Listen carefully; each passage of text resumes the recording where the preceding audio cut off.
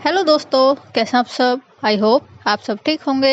तो आज हम बात करने वाले हैं एक हॉलीवुड मूवी जिसका नाम है हश। और ये स्टोरी बहुत ही इंटरेस्टिंग है।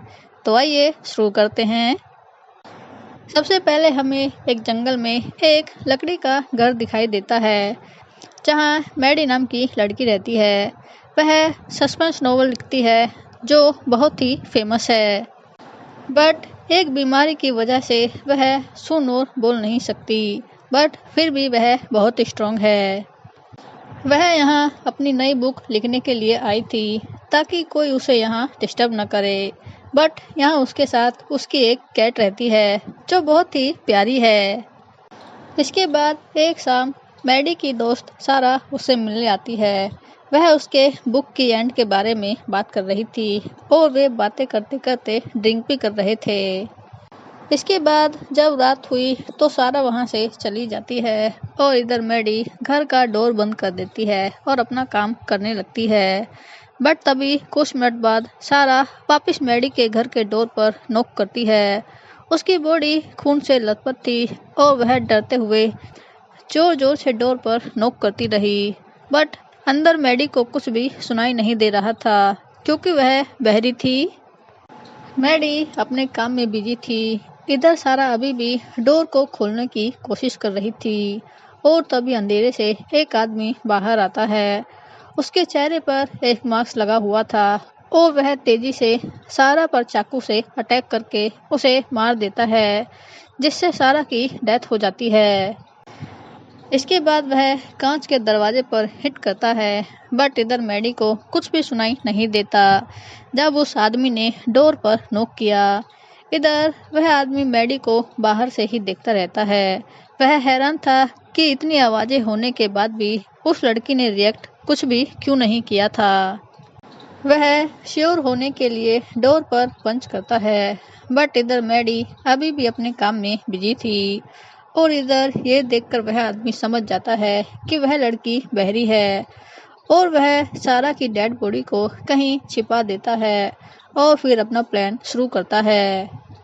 इधर मैडी अपना काम खत्म करके फिर से अपने लैपटॉप के सामने बैठ जाती है और अपनी बुक लिखने लगती है। तभी वह आदमी बैक डोर से अंदर आ जाता है और चुपचाप आकर मैडी के पीछे खड़ा हो जाता है।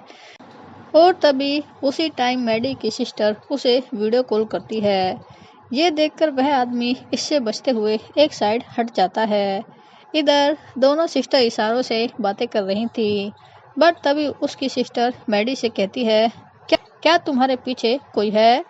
इधर ये सुनकर मैडी पीछे देखती है बट वहाँ कोई नहीं था।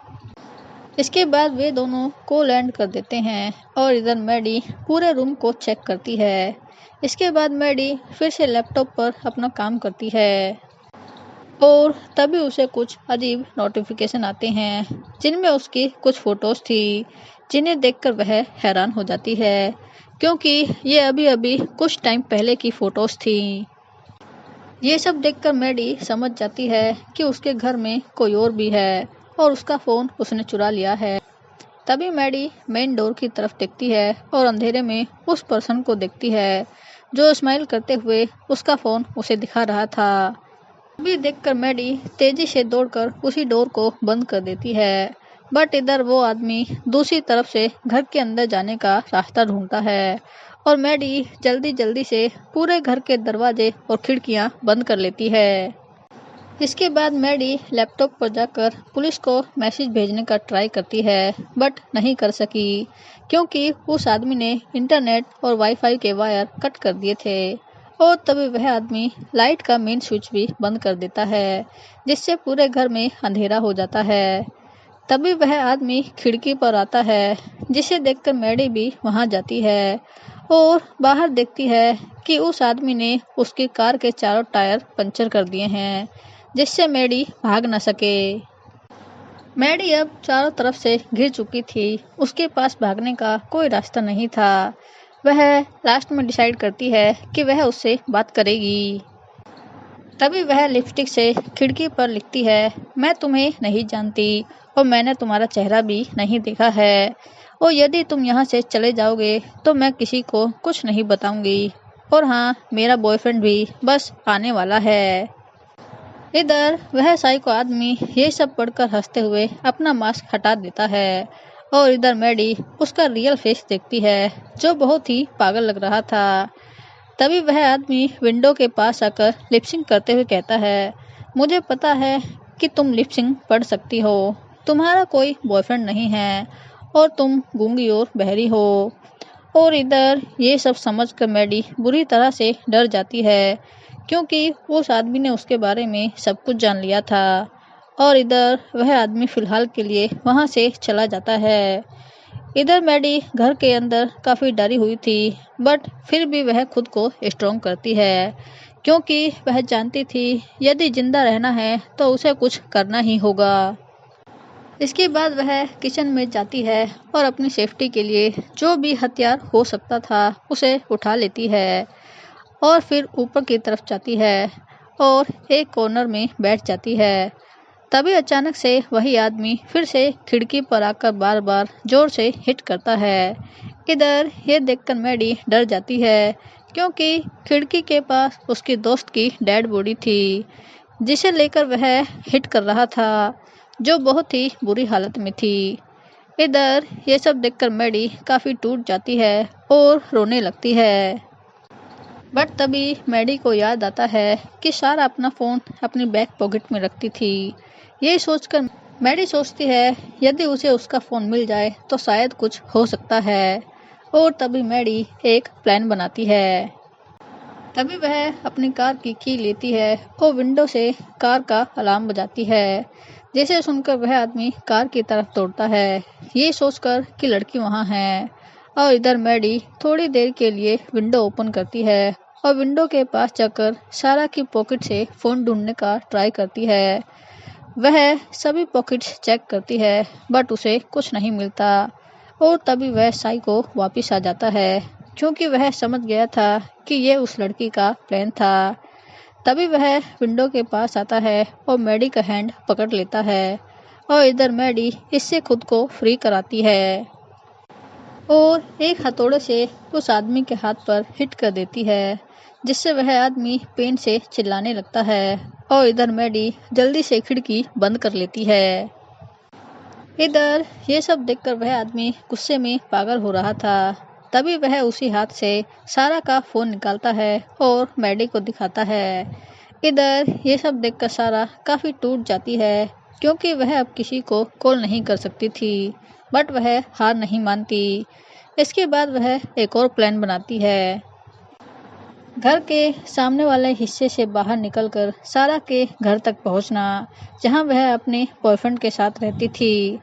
और इधर मैडी धीरे धीरे जंगल के रास्ते में दौड़ने लगती है बट तभी एक तीर उसके सर के पास से होकर जाता है जिसे देखकर मैडी काफी हैरान हो जाती है। वह किसी तरह उससे बच जाती है क्योंकि वह आदमी क्रॉसबो से मैडी पर तीर छोड़ रहा था और मैडी को मारने की कोशिश कर रहा था। इधर मैडी तीर से बचते हुए मजबूर होकर फिर से घर के अंदर आ जाती है। इसके बाद मैडी फिर से एक और प्लान बनाती है। वह इस बार घर की छत पर जाती है और जानकर उस आदमी का ध्यान भटकाती है और एक टॉर्च दूर फेंक देती है। इधर ये देखकर वह आदमी उस तरफ दौड़ने लगता है। उसे लगता है कि वह भाग रही है और वह आदमी फिर से उस पर अटैक करने लगता है। इधर मैडी का प्लान काम करता है और मैडी जल्दी से दूसरी तरफ भागने का रास्ता ढूंढती है बट तभी वह आदमी वहां आता है और मैडी पर फिर से तीर से हमला करने लगता है और इस बार मैडी के पैर में एक तीर लग जाता है। इधर मैडी का घाव काफी बड़ा था जिससे उसे काफी पेन हो रहा था। इसके बाद वह आदमी सीढ़ियों से ऊपर जाने लगता है बट तभी मैडी खुद को स्ट्रोंग करते हुए उस पर अटैक कर देती है। वह उसी क्रॉसबो को लेकर उस पर अटैक करती है जिससे वह नीचे गिर जाता है और इधर मैडी वापस घर के अंदर भागती है। इधर वह आदमी काफी गुस्से में था और उसका पीछा कर रहा था। इसके बाद जैसे ही मैडी विंडो बंद करने वाली थी, तभी वह आदमी विंडो से मैडी के हैंड पर अपने जूतों से अटैक कर देता है, जिससे उसके हाथों की फिंगर टूट जाती हैं और जिससे मैडी पेन से चिल्लाना चाहती थी। वह रोना चाहती थी बट नहीं कर सकती थी। इसके बाद वह आदमी गुस्से में कहता है, अब ये सब खत्म होने वाला है और मैं अंदर आकर तुम्हें खत्म कर दूंगा। इधर मैडी पेन से काफी टूट जाती है बट फिर भी वह गिव अप करने के लिए रेडी नहीं थी। वह खुद को स्ट्रोंग करती है और डोर फिर से लॉक कर देती है और खुद को संभालते हुए विंडो पर लिखती है डरपोक, जिसे देखकर वह आदमी गुस्से में पागल हो जाता है, मानो जैसा उसका ईगो हर्ट हो गया हो। तभी वह आदमी अपनी कार के पास जाकर उसमें से एक लोहे की रोड निकालता है और वापस आकर पूरी ताकत के साथ डोर पर अटैक करता है। इधर मैडी घर के अंदर अपने कंप्यूटर पर टाइप करते हुए उस आदमी के बारे में सारी डिटेल्स लिखती है। यदि मुझे कुछ हो जाए तो ये इन्फो पुलिस तक पहुंचा देना, और फिर अपनी फैमिली के लिए मैसेज टाइप करती है, आई मिस यू ऑल। इसके बाद मैडी एक तेज बड़ा चाकू उठाती है और बाथरूम में जाकर छिप जाती है। उसे पता था कि वह कमजोर हो गई है बट फिर भी वह हार नहीं मानती। वह एक साइड बैठकर उस आदमी के आने का वेट करती है। इधर वह आदमी सामने के डोर की बजाय बाथरूम की विंडो से मैडी के पीछे आकर छिप जाता है। इधर मैडी सामने देख रही थी। उसे लगता है कि वह सामने से ही आएगा बट उसे ये नहीं पता था कि वह आदमी उसके पीछे एक चाकू लेकर छिपा हुआ है और वह उसे देखकर स्माइल कर रहा था, क्योंकि उसे लगा था कि वह जीत गया है। तभी वह आदमी धीरे धीरे आगे झुकता है और मैडी की गर्दन पर अपनी सांस छोड़ता है, जिससे मैडी को पता चल जाता है और वह तेजी से चाकू उस आदमी के नी में मार देती है और उस चाकू को वहीं छोड़ देती है। इधर चाकू लगते ही वह पर्सन पेन से चिल्लाता है और इधर मैडी मौका देखकर वहां से बाहर आ जाती है, बट अब वह ज्यादा नहीं भाग सकती थी।